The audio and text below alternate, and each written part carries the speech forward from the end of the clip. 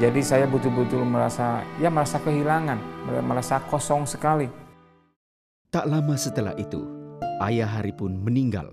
Peristiwa itu telah meninggalkan luka yang sangat dalam. Di saat Hari kehilangan pegangan hidupnya, jerat narkoba perlahan merangkul. Saya juga mulai banyak kenalan dengan orang-orang turis maksudnya. Bagaimana saya hidup enak, dapat uang banyak, yang cepat. Keberhasilan Hari dalam dunia narkoba telah membawa dia sampai keliling Asia, bahkan hingga ke negara Eropa. Yang kemudian Hari memutuskan untuk menetap di Belanda.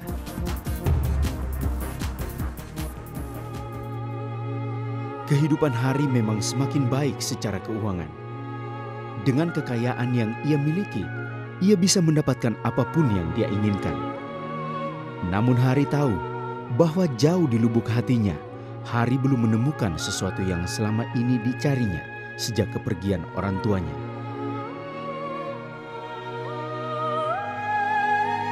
Namun keberhasilan itu tidak bertahan lama. Kehampaan dalam hidup Hari telah menyeretnya lebih dalam lagi kepada dunia kekelaman. Yang dulunya saya itu cuma jual-jual saja, akhirnya saya juga jadi pakai juga. Karena kecanduannya akan narkoba semakin menjadi-jadi, kekayaan Hari yang tadinya melimpah, kini telah menguap tanpa sisa. Saya sudah dikejar orang mau dibunuh karena barangnya diambil sama saya atau ditipu sama saya. So akhirnya saya sering di jalan juga. Makin drop, makin menurun, kehilangan segala sesuatunya, nggak pernah punya uang lagi. Sekarang yang selalu menghantui pikiran Hari hanyalah rasa kepedihan, kesakitan yang tak pernah berhenti, dan kehampaan yang semakin dalam dan menekan.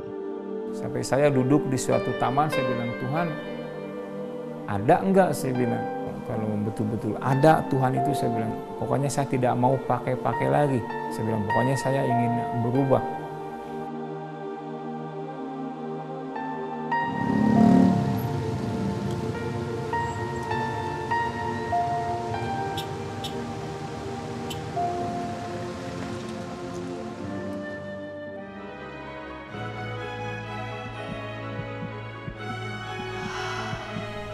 Karena saking sakitnya, frustasinya, pokoknya saya tidak mau hidup lagi.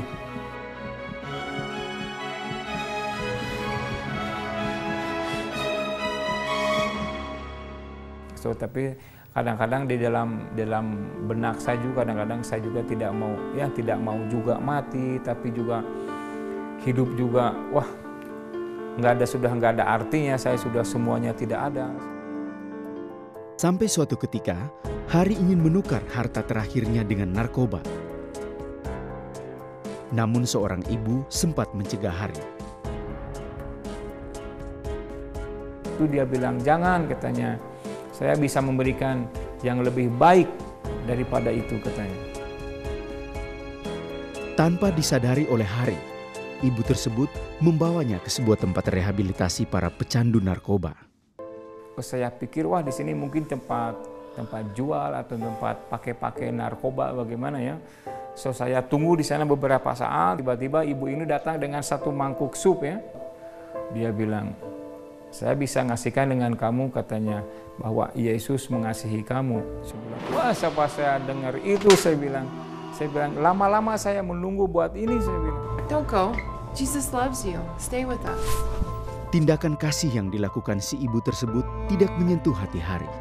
Tapi setelah dikatakan kata itu seperti tidak pernah hilang. Tidak pernah hilang dari telinga saya, dari pikiran saya, dari hidup saya, dari hati saya, seperti tidak pernah hilang suara itu. Mungkin yang saya cari itu damai sejahtera itu ya, perasaan damai itu mungkin di dalam nama Yesus. Seminggu kemudian, Hari membuat keputusan penting dalam hidupnya.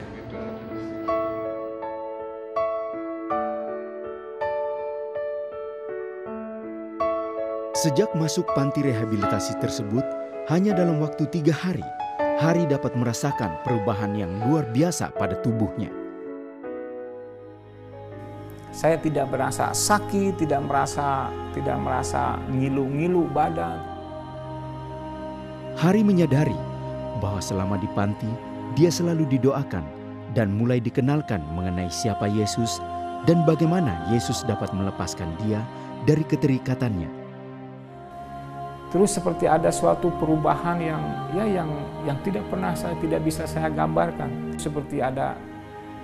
Seperti beban dari kecanduan narkoba, dari rokok, dari alkohol, dari ketidaktenangan ya di dalam hidup saya, seperti semuanya itu seperti hilang, dan saya seperti ada satu damai, ada ketenangan, ada kesejukan di dalam hidup saya yang tidak bisa saya gambarkan.